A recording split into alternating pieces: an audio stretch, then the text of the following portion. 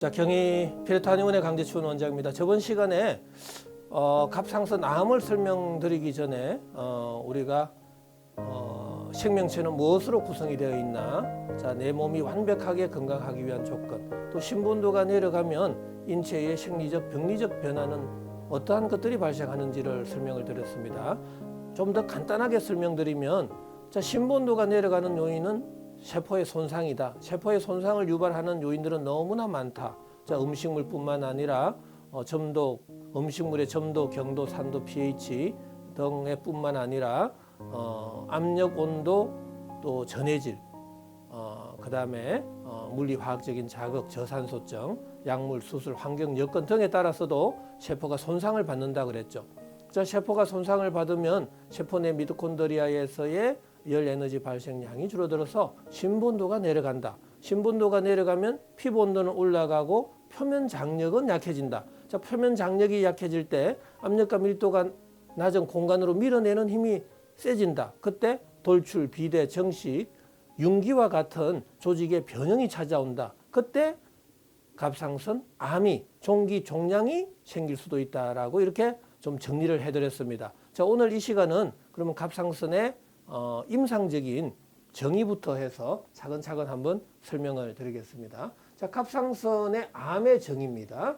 갑상선에서의 종기, 결절, 혹 중에서 악성 종양, 양성 종양보다도 악성 종양으로 판정이 났을 때 갑상선 암이라고 진단을 내리게 되죠. 자, 발생 원인은 아직까지 명확하지는 않다라고 밝혀졌다라는 겁니다. 밝혀진 게 없다라는 사실이죠. 자, 근데 다만 호르몬이나 음식이나 또 채소류, 또 커피, 고칼로리 음식, 비만, 담배 등에 의해서 유발하는 요인으로 좀 보고 있다라는 이야기입니다. 자, 여기서 저는 갑상선에서의 왜 종기, 결절, 혹이 생겼나, 또 그 조직은 왜 변형이 되었고 융기 현상이 발생했나라는 이야기입니다. 자, 이러한 부분을 저는 세포 열 에너지학적 관점, 인체 물리학적 관점에서 저번 시간에 한번 설명을 드렸죠. 자, 이것도 조금 있다가 다시 설명을 드리겠습니다. 자, 그런데 갑상선 암의 발생 기전을 현대의학에서는 유전자의 돌연변이다라고 보고 있습니다. 유전자의 이상이다. 근데 저의 입장은, 저는 세포의 손상으로 신분도가 내려가고 피부 온도가 올라가는 과정 속에서 표면 장력이 약해졌다. 표면 장력이 약해졌을 때 조직에 융기 현상이 생겼다라고 말씀을 드렸습니다. 조직에 변형이 왔다라는 거죠. 자, 조직의 변형은 양방에서는 돌연변이다, 유전자의 또 변이다, 단백질의 변성이다, 이렇게 설명을 드리고 있는 거죠. 하지만 제 입장은 세포 열 에너지학적 관점에서는 완전히 관점이 다르다라는 이야기죠. 자, 유전자의 돌연변이로 비정상 세포가 증가되었다라는 이야기죠. 그래서 세포의 성장이 억제되지 않아서 암으로 발생하게 되었다. 계속 정식을 한다라는 거죠. 왜 정식이 되는지는 모르는 거죠. 그냥 유전자의 돌연변이로만 생각하는 거죠. 하지만 저는 정식이 되는 이유는 표면 장력이 약해져서 압력과 밀도가 낮은 공간으로 계속 밀어내는 힘이 생기니까 조직이 정식이 되었다라는 이야기입니다. 자, 그러면은 의문점, 유전자에서 돌연변이 현상은 왜 발생했나라는 이야기입니다. 전혀 현대의학에서는 설명할 길이 없죠. 유전자의 변이라고 해버리면 끝나는 거죠. 자, 세포는 성장과 억제의 불균형이 왜 생겼냐라는 거죠. 딱 적정한 성장이 돼야 정상적인 조직이 될 텐데 성장이 억제가 안 되는 거죠. 계속해서 성장을 하니까 돌연변이가 되어버렸다라는 건데, 자, 그 이유 저는 저번 시간을 통해서 충분히 설명을 드렸습니다. 자, 그렇다면 갑상선 암의 발생 원인을 저는 앞에서 이렇게 서양의학적 관점에서의 원인은 아직까지 명확하게 밝혀진 것은 없다. 다만 뭐 호르몬이다, 식이다, 이렇게 설명하는 것보다는 저는 이 갑상선의 발생 원인을 세포의 손상을 유발하는 모든 물질이 다 갑상선 암을 유발할 수도 있다라는 이야기입니다. 즉, 세포의 손상으로 인해서 신분도가 내려가고, 신분도가 내려가면 피부 온도는 올라가고 표면 장력이 약해질 때 갑상선 암은 생길 수 있다라는 이야기죠. 열 에너지가 갑상선 쪽으로 열이 확 쏠리게 될 경우에는 갑상선 조직의 피부 온도가 상승하는 거죠. 바로 그때 표면 장력은 약해지고 돌출, 정식, 비대와 같은 조직의 변형이 찾아올 수 있다라는 이야기입니다. 자, 여기에서 너무나 많은 거죠. 심지어는 이 물도 영향을 줄 수도 있고요. 뭐 비타민도 영향을 줄 수가 있고. 자, 기타 뭐 마사지도, 초음파도, 또 체질에 있어서의 연령, 성별, 이것도 다 영향을 줄 수가 있습니다. 실은 성별이 왜 차이가 나느냐 이거죠. 남자보다는 여자가 더 갑상선암이 잘 생깁니다. 왜? 여자는 남자에 비해서 체온이 좀 신분도가 내려가는 경향이 좀 있습니다. 라는 이야기입니다. 그래서 이 신부 온도의 차이는 너무나 다양하게 나타날 수도 있습니다. 만약에 물도 찬물을 드시면 신부 온도는 어떻게 될까요? 내려갈 수 있다라는 이야기죠. 자, 이 이외에도 다양한 요인들이 세포의 손상을 유발할 수 있기 때문에 장기적인 관점에서 우리가 한번 바라보자라는 이야기입니다. 자, 그렇다면 갑상선암의 발생 기전을 저는 세포열 에너지 학적 관점에서 한번 기전을 설명을 드리겠습니다. 자, 세포의 손상으로부터 시작이 된다라는 이야기입니다. 세포의 손상은 압력, 온도, pH, 전해질 뿐만 아니라 다양한 음식물의 점도, 경도, 산도, 표면적 등에 의해서도 세포의 기능 저하나 세포의 손상이 유발될 수 있다. 바로 그때 세포 내 미토콘드리아에서의 ATP의 합성 장애가 생기고 그때 열 에너지 발생량이 줄어듭니다. 자, 그러면 뇌를 포함한 오장육부의 온도, 심부 온도가 내려가죠.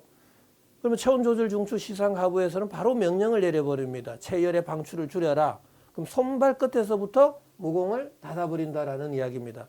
자, 모공이 닫힌 이후에 밥을 먹고 활동을 하면 열은 발생하는데 그 열 에너지는 구멍, 관절, 마찰이 많은 쪽으로, 즉 상체 쪽으로 열이 쏠려서 방출될 가능성이 많다라는 이야기죠. 자, 상체 쪽으로 열이 방출이 되면 갑상선으로의 열이 확 쏠릴 수가 있겠죠. 그럼 갑상선 조직의 피부 온도가 올라가고 그때 갑상선염이 된다라는 이야기입니다. 자, 갑상선염이 장기화되었을 경우 갑상선 표면의 온도는 올라가고 그때 표면 장력은 더더욱 약해지고 그럼 압력과 밀도가 낮은 공간으로 밀어내는 힘이 생기면서 갑상선 조직에 변형이 오는 거죠. 자, 융기, 팽창, 돌출, 정식과 같은 현상이 생기면서 자꾸 주변 조직을 침범할 때 바로 갑상선 암으로 진단을 내리게 된다라는 이야기입니다. 또 갑상선 암 환자들은 가려움증을 유발합니다. 종종 많아요. 바로 이것은 열 에너지 방출이 모공이 닫혀서 열이 방출이 잘 안 되니까 강제적으로 열을 빼내려고 하는 본능적 행위가 발생하는데 그때 가려움증까지 나타날 수도 있다라는 이야기입니다. 자, 이렇게 정리를 해보니까 너무나 갑상선 암이 왜 발생했는지 쉽지 않습니까? 자, 그렇다면 어떻게 치료를 해야 될까요? 갑상선 암을 치료하려면은 이 역으로 가게 되면은 너무나 또 쉽게 이해될 수가 있습니다. 자, 갑상선 암을 치료하려면 표면 장력을 강화시켜 줘야 됩니다. 자, 그렇다면은 높아져 있는 피부 온도는 낮춰줘야죠. 근데 왜 피부 온도는 높아졌죠? 열 에너지가 쏠려서. 왜? 모공이 닫혔으니까. 그래서 닫혀져 있는 모공은 열어줘야 되고 낮아져 있는 심부 온도는 올려줘야 된다라는 이야기입니다. 그래서 갑상선 암을 치료하려면 낮아져 있는 몸속 온도 올리고 닫혀져 있는 모공은 열고 높아져 있는 피부 온도는 낮추어서 전신으로 열 에너지를 골고루 분산시킬 때 갑상선 암은 치료될 수 있다라는 이야기입니다. 자, 어느 정도 이해가 되시죠? 자, 그러면 갑상선 암의 발생 기준을 한번 보죠. 열 에너지가 다 이 갑상선으로 열이 쏠렸다라는 이야기죠. 그럼 갑상선 조직의 온도는 올라가고 표면 장력이 약해져서 이렇게 밀어내는 힘이 세지게 된다라는 이야기입니다. 이 갑상선 조직이라고 생각하면 이 밀어내는 힘이 생길 때 이렇게 볼록이 튀어나온다는 거죠. 이게 힘이 강해지면 강해질수록 계속 정식을 하겠죠. 계속 정식을. 왜 정식이 되느냐 이거죠. 유전자의 그냥 돌연변이라고요? 그렇게 저는 보지 않는다라는 이야기입니다. 내부에서의 뭔가 힘이 작용하고 있었다. 그 힘의 존재는 표면 장력이다. 표면 장력이 약해져서 억력이 강해져서 이 밀어내는 힘이 생겼다라는 이야기입니다. 너무나 이해가 쉽지 않습니까? 지금까지 암이 왜 발생했는지 전혀 전 세계적으로 설명하는 사람은 전혀 전무후무합니다. 하지만 저는 세포 열 에너지학적 관점, 인체 물리학적 관점에서 설명하니까 모든 암종의 발생 원인을 또 정식하는 이유를 다 드리고 있다라는 이야기입니다. 너무 쉽게 설명을 드리니까 과연 그럴까라고 생각하시는데 앞으로 20년, 30년 후에 아마 제 이론이 그때 각광받지 않을까라고 생각을 합니다. 지금은 아무리 좀 설명을 해도 이해 못하시는 분들이 너무나 많고요. 이해를 하더라도 과연 그럴까라고 생각하시는 분들이 의외로 많습니다.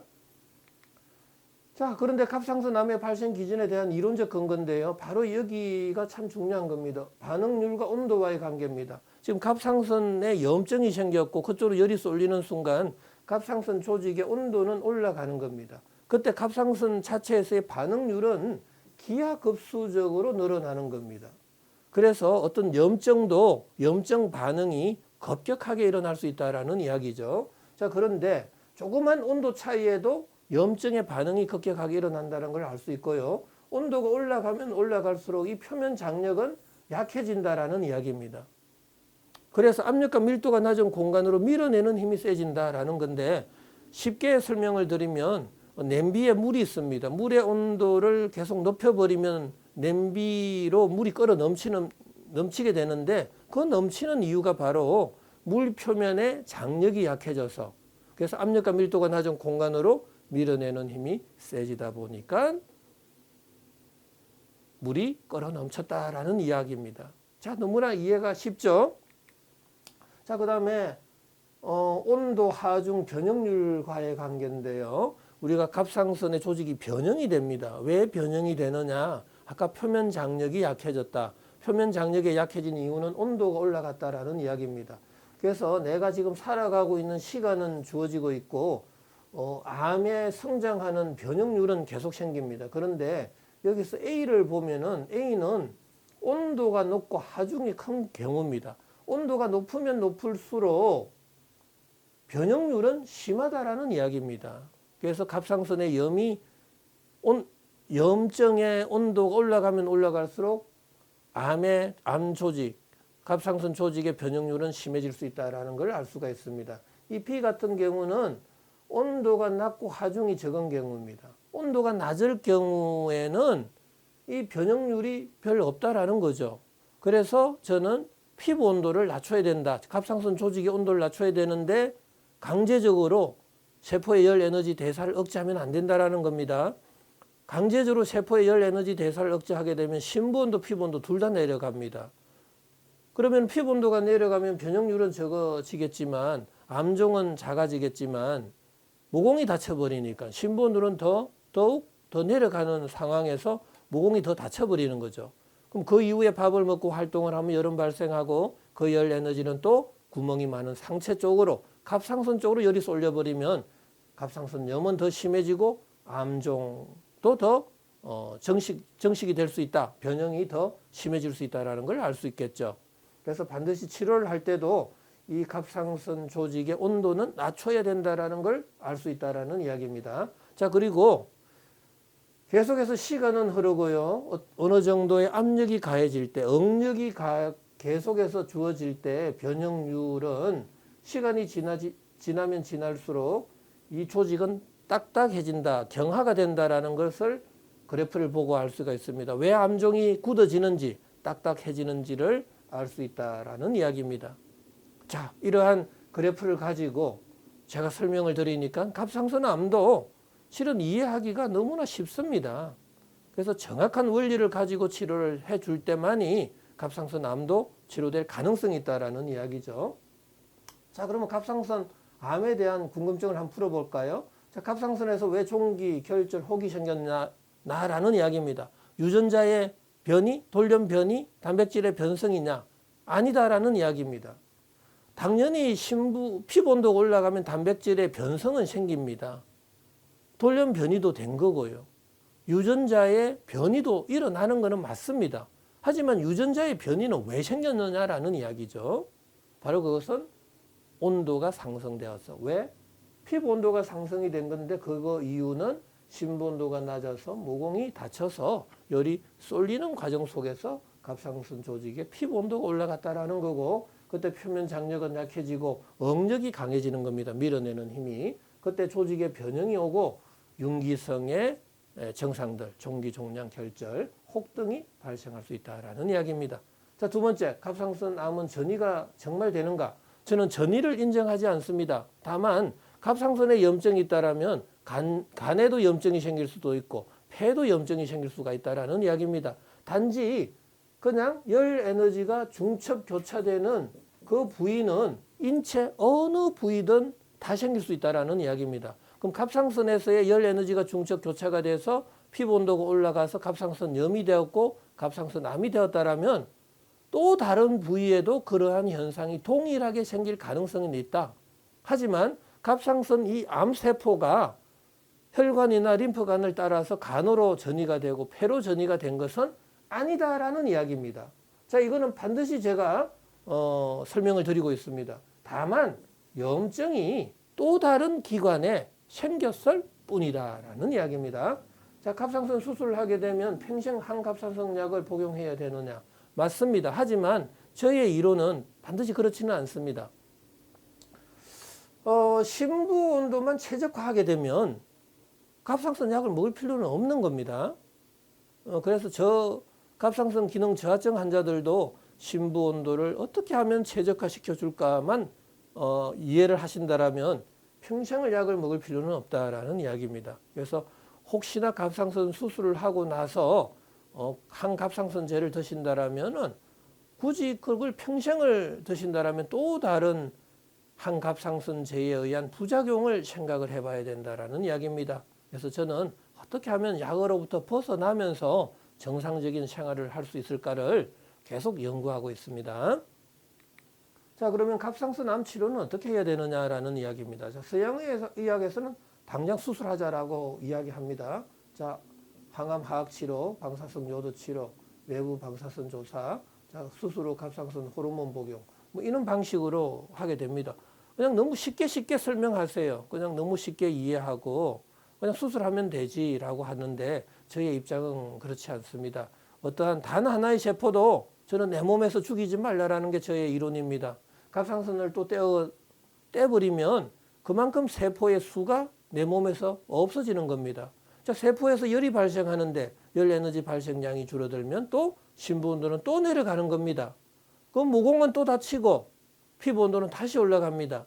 밥을 먹고 활동을 하면 열은 발생하는데 그 열이 방출이 안 될 때 또 다른 부위로 열이 쏠려버리면 갑상선이 아니라 또 다른 부위에 염증이 생기고 암종이 생길 가능성은 없을까요?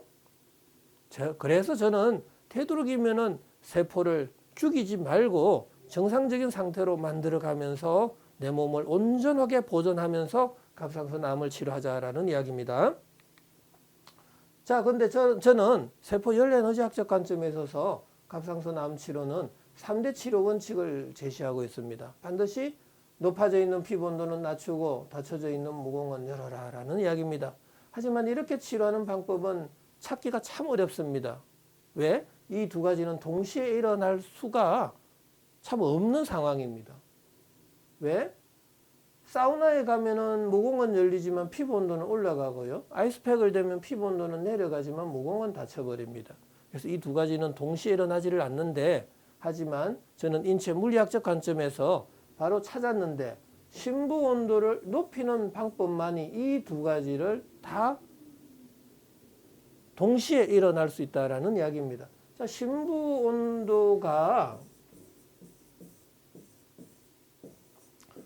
온도를 올려볼까요? 심부 온도가 올라가면 당연히 모공은 열리게 됩니다. 그때 액체인 땀이 납니다. 땀. 근데 속의 온도가 올라가면 물은 수증기가 되고 수증기는 기체가 됩니다. 자, 기체에서 액체로 변할 때 피부의 온도는 내려갑니다. 모공은 열리고 피부 온도가 내려가는 유일한 방식은 낮아져 있는 심부 온도를 올려라라는 이야기입니다. 자, 반드시 이 3대 치료 원칙을 준수하면서 치료를 해줘야 되는데 그 4가지 치료 방법을 제시합니다. 약물, 식이, 생활, 운동요법. 특히 한약재로는 속의 온도를 따뜻하게 해주는 온중 산안지제를 쓰게 되고요. 땀의 분비를 원활하게 해주는 발한 해표지제, 또 염증, 항암 치료해주는 청열 해독지제를 써서 전신으로 열 에너지를 골고루 분산시켜서 갑상선으로의 열 쏠림을 줄여주는 치료를 하게 됩니다. 그럴 때만이 염증이 치료되고 표면 장력은 강해져서 억력은 약해져서 우리가 종기 종양이 줄어들 수 있다라는 이야기입니다. 자, 음식도 다 중요한 겁니다. 아침, 점심, 저녁 제때에 제 양만큼 식사를 하는 것도 굉장히 중요합니다. 자세한 내용들이 저희 홈페이지나 블로그나 또 유튜브를 통해서 또 설명해 놓은 부분들이 참 많습니다. 자, 한 번 더 살펴보시고요. 자, 지금까지 이 갑상선이 왜 발생하는지, 또 어떻게 치료를 해야 되는지, 저 치료 원칙은 뭔지, 그리고 발생 기전은 뭔지, 뭐 등등에 대해서 좀 장시간 설명을 드렸습니다.